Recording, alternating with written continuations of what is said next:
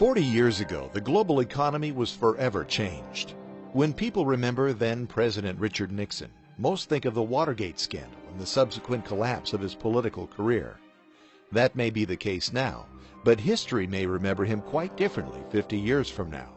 Our bet is that he will one day be remembered best as the man who took the world off the gold standard and started the greatest pyramid scheme in recorded history. The year was 1971. The Vietnam War was sapping American resources. Inflation was at a 20-year high, and Nixon was facing a tough bid for re-election. Nixon was elected on a platform based mostly on his foreign policy agenda. Though he himself was known to have little interest in the domestic agenda, he did realize that voters tend to consult their checkbooks before showing up at the polls. With inflation at over 4.7%, Nixon knew action was needed to gain control of prices for the sake of near-term economic growth and his own re-election. In early August, the president met with his team of economic advisors at Camp David.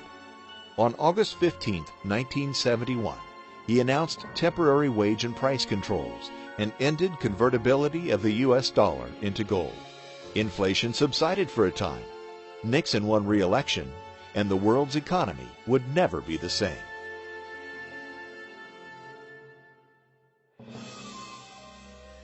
To understand the consequences of Nixon's decision, we have to look back, way back.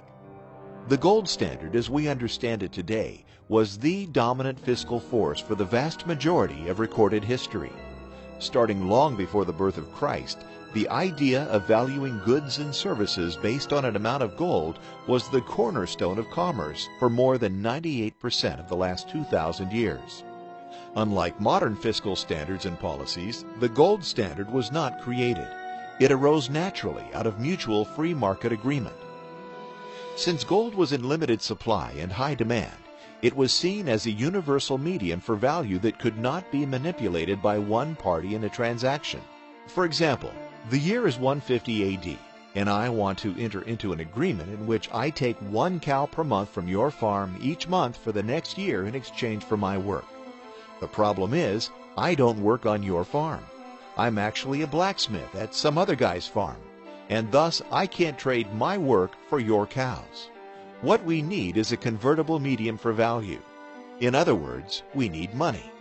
The catch, however, is that we need the money to have worth in and of itself. I have to pay you something that has real value. If I simply give you a note that says I owe you for a cow, that note is only as good as my word. If I disappear the next day, you're holding the bag. Since we both agree that gold has value, and that its value is not something you or I can manipulate, it becomes the perfect medium for exchange. It becomes our money.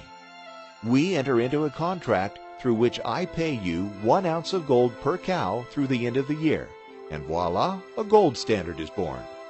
That is free market economics at work. As the world's economy grew over time, the gold standard evolved with it. In the late 1800s, most nations operated on what's known as the classic gold standard. Under this system, nations fixed the value of gold to a specific amount of their local currency. In 1834, gold was pegged at $20.67 per ounce in the U.S., and there it stayed until 1933. In this system, international prices rose and sank together, regardless of the strength or weakness of each nation's economy. This is a crucial flaw in the gold standard from the standpoint of short-sighted governments, and a great benefit from the standpoint of long-term stability. We'll come back to that later.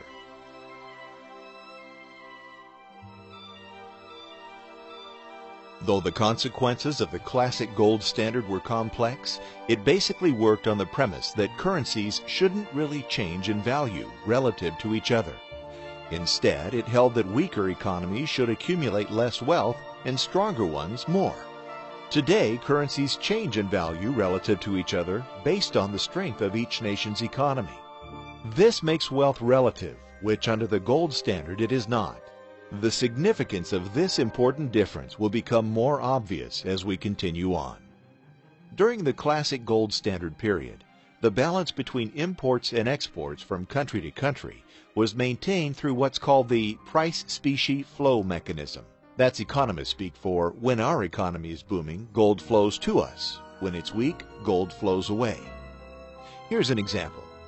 Imagine we create some great new American product that everyone in the world wants to buy. Our economy is booming, and there are more goods and services being produced and made available to consumers. Since the value of the dollar is fixed to gold, we can't create more dollars without having more gold. As supply of goods increases and the number of dollars to buy them is unchanged, the price of those goods goes down. It's simple supply and demand. As prices here at home come down, people overseas want to buy our cheap goods. Thus, our exports increase. As our exports to other nations increase, they send us money, which under the classic standard is the same as gold. Thus, America sees an inflow of gold. As the amount of gold we hold increases, so does our money supply, and prices begin to increase as a result. Likewise, when our economy slows and prices at home increase, we buy more from overseas, and our imports increase relative to our exports. In sum, it looks like this. Economic growth leads to more availability of goods, which leads to prices falling. Falling prices leads to exports increasing, which leads to gold flowing in. Gold flowing in leads to higher money supply, which leads to prices rising, which equals equilibrium. Or economic recession leads to less availability of goods, which leads to prices rising. Rising prices leads to imports increasing, which leads to gold flowing out to other nations. Gold flowing out leads to lower money supply, which leads to prices falling. And that equals equilibrium. In the end, what the gold standard did was create long-term price stability. Local economic growth created falling prices, which were then brought back up again by an inflow of gold. The problem, of course, is that governments don't have the ability to control how quickly and how smoothly the process works. The gold standard, for all its simplicity and stability, does not necessarily fit the time frame of electoral cycles and short-term political goals.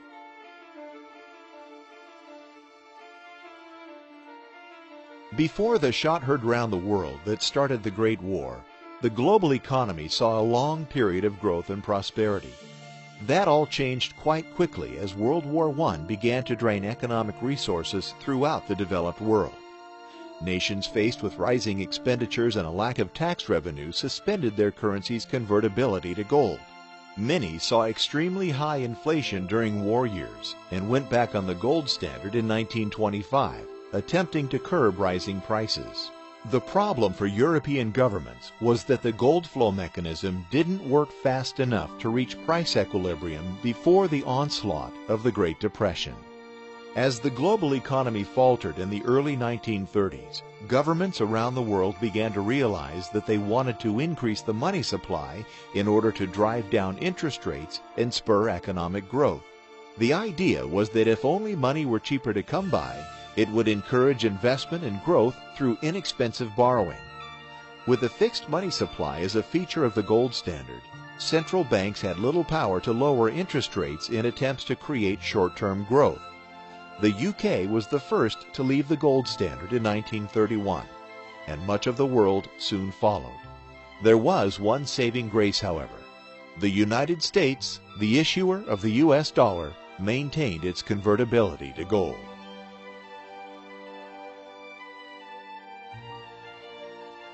After the Second World War, nations around the world were again destitute, with inflation raging and little infrastructure to produce growth.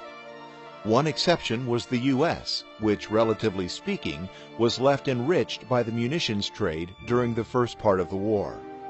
As England dumped the majority of their gold into the pockets of U.S. arms producers, the massive imbalances created were too great for the gold standard to correct quickly enough. Thus, the Bretton Woods Agreement was born. Under the new agreement, a new international currency system was created in which foreign currencies were convertible into dollars, which were then convertible into gold. This enabled nations to create flexible fiscal policy and manipulate interest rates to spur growth, while the U.S. dollar anchored the system with its gold convertibility. As time passed, the U.S. dollar became the world's reserve currency. This happened partially because of the strength of the U.S. economy and partially because of the dollar's convertibility to gold. Foreign governments began to buy and hold U.S. dollars instead of gold as a main storage for wealth. At the time, it didn't matter because the dollar was, quite literally, as good as gold. The rest of the world prospered because central banks could artificially stimulate local economies and fan the fires of economic growth. The U.S. prospered because, as the issuer of the world's reserve currency, we could borrow money at almost no cost from the rest of the world. As everyone wanted to hold our dollars in treasury debt, it was as if the world had handed Uncle Sam a credit card with no borrowing limit and basically no interest rate. In the end, money, which used to be in limited supply, was now virtually free for the entire world. The linchpin that held it all together was the simple fact that everyone knew the U.S. dollar could be traded in for a fixed amount of gold at any time. Then came the Vietnam War and our old friend, Dick Nixon.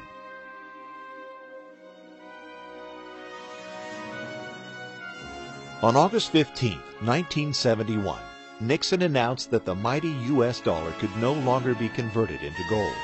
One would think that the whole global economy would have collapsed overnight when people realized that their local currency was no longer backed by anything other than a government's word that it had value. It didn't, at least not overnight.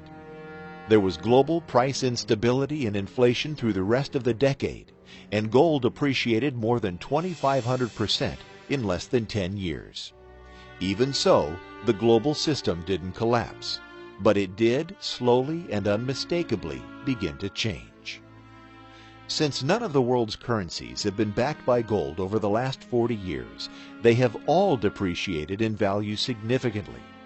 The last 4 decades have, by all accounts, been the most intensely inflationary period in recorded history. Even the dollar, which has fared better than most, has lost over 80% of its value since 1971. The catch, however, is that governments have been able to artificially create economic growth such that it has, for the most part, kept up with inflationary pressures. In other words, when economies falter, governments are free to print money to prop them back up. At first glance, one might say, so where's the problem?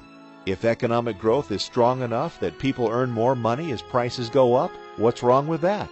We've fixed the short-term price instability that the gold standard brought, and balance is now reached through government intervention in the currency markets. Though it's an oversimplification, that's exactly what happened. At least, that's what happened until very recently. In 2008, it all changed.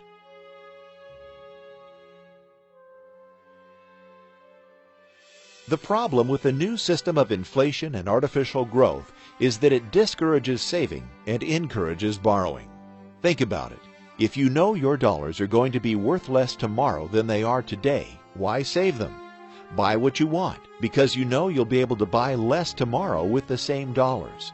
Better yet, why not borrow money now to buy even more?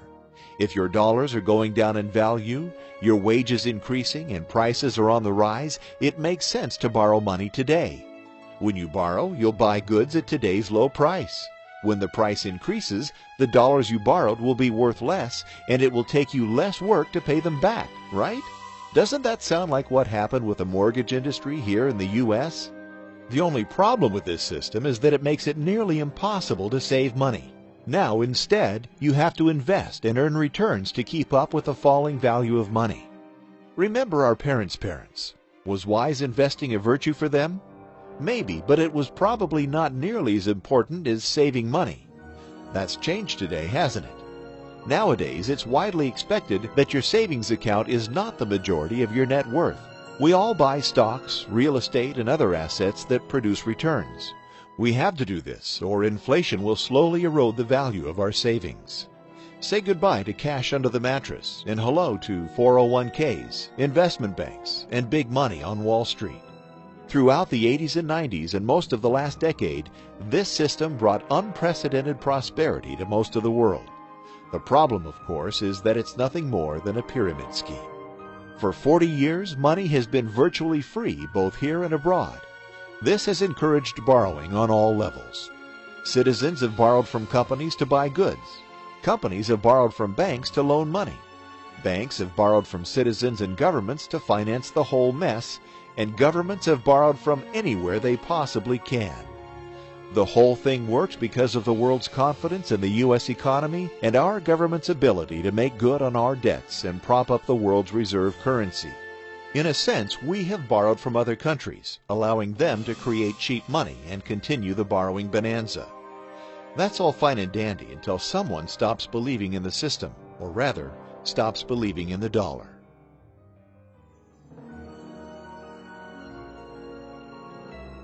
Pyramid schemes tend to run well while there's an ever-increasing amount of money coming in. New money flowing in pays the bills to the old lenders, and everything moves along quite nicely. That is, until the money stops flowing in. Then it all falls apart. Let's go back to our deal concerning the cows from your farm. I want to buy them, but instead of giving you gold, I'm going to give you an IOU. The note would state that instead of giving you 1 ounce of gold for each cow, I would give you 3 ounces. The catch is that I need to take your cow in advance and go sell it to another guy for 4 ounces of gold so I can give you the 3 I owe you. Then you ask, how are you going to find someone to buy this silly old cow for 4 ounces of gold? I reply, it's simple. I'm going to tell him to loan me one of his cows, which I will then offer to someone else for 5 ounces of gold, using the same method to get the third farmer to agree. If you had any sense, you'd tell me to take my gimmicks elsewhere. As soon as one farmer doesn't agree to the deal, the whole plan falls apart. In a sense, that's exactly what happened when the real estate bubble burst in the U.S. 3 years ago. The whole world relies on the dollar as the storage place for wealth. The system worked because the U.S. economy has been so large and so strong that it represented stability in and of itself. The U.S. economy, in a sense, fulfilled the role that gold has played for thousands of years. People could buy dollars and save them, knowing that they would never be worthless because the U.S. economy was so strong. The problem was that the U.S. economy has become an economy of debt. With interest rates low, money available, and the government propping up economic growth, consumerism in the U.S. grew at a staggering pace. Soon, everyone bought a home. Home values went up indefinitely, loans were easy to get, and real estate became the great American investment. The problem was, one day, one farmer decided not to buy the cow, and the entire system collapsed.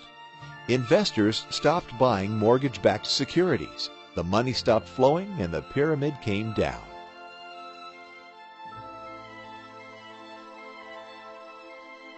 As the world's economy started to unravel in 2008, the U.S. government did what other governments have been doing for decades. They borrowed, and borrowed some more. The government's solution was to borrow like crazy and stimulate the economy, relying on future growth to pay the bills. This has been made possible by the fact that the dollar is still the world's reserve currency. Though investors are losing confidence in the dollar at an alarming rate, they simply don't have much in the way of other options, at least not yet. The truth is that markets correct themselves, no matter how much governments try to intervene. The folks in Washington have been able to slow the deterioration, raise the debt ceiling, bail out the banks, save some homeowners, fight 2 wars, and get themselves reelected again and again and again. What they can't do, however, is save the dollar. By pursuing these policies, they're destroying the one mechanism that makes the whole system work, the world's confidence in the U.S. dollar. We are already starting to see the cracks appearing. Just look at the price of gold. Remember that gold was at $35 per ounce when Nixon took us off the gold standard. On August 15, 2011, the 40-year anniversary of that day in 1971, gold was at $1,770 per ounce. That means that gold has appreciated in value by more than 5,000% in just 4 decades. Actually, that's not really true. It's not as though there is less gold today than there was in 1971. It's just that it takes much more work, much more money, and many more cows to buy that same ounce of gold. Gold hasn't actually increased. Everything else has gone down. 4 decades is not much time. That's not even a full generation. When you plan for your future, is it possible you need to think another 40 years down the road? If not, won't the economic landscape of the world matter to your children in 2052? The point is that if this current trend continues, the Great Pyramid Scheme will keep on robbing the end user. The end user, of course, is you. The only course of action left for private citizens is to take the situation by the horns and stop buying the cows. By holding U.S. dollars through this mess, we're effectively saying, sure, we believe this bill will hold its value, even though we've seen it do nothing but go down for the last 40 years. In a sense, we have to get back to the basics. We live in a world where the idea of investing must be replaced with the idea of saving. We live in a world where saving can't really be done by holding currency. Thankfully, we live in a world where we have the freedom to make our own choices, at least for now. It's no wonder more and more investors are flocking to gold. It's really the only way out of this Great Pyramid Scheme. Some folks say gold's in a bubble, but bubbles are the result of an artificially inflated sense of value. Over the long haul, gold is value, and thus doesn't artificially inflate.